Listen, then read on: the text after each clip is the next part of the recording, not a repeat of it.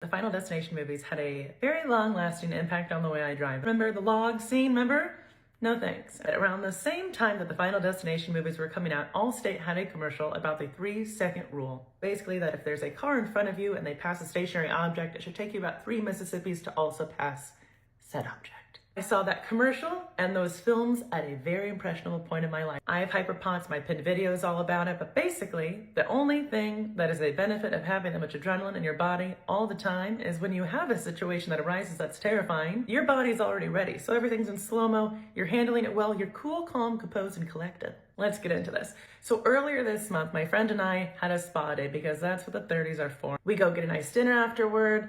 I'm on my way home. It's roughly 9 o'clock at night. You have to understand that although we had a very calm day, my neck was in the middle of a spasm and I hadn't gotten muscle relaxers for it yet. My adrenaline was higher than it usually was because I was in a severe amount of pain in my neck. I'm in the far left lane, there's a concrete barrier going about 75 miles an hour. This is car number 1, this is me. Here's car number 3 in the middle lane, roughly spaced perfectly in between car 1 and I, okay?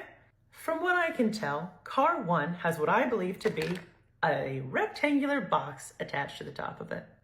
Spoiler alert, I'm wrong. Let me take you through the next 3 seconds here. At 0.5 seconds, the rectangular box falls off car number 1. The car in the middle lane has what my judgmental self thought was one of the worst reactions they could possibly have to a box falling off on the freeway. They drastically swerve. There's honking going around everywhere, okay?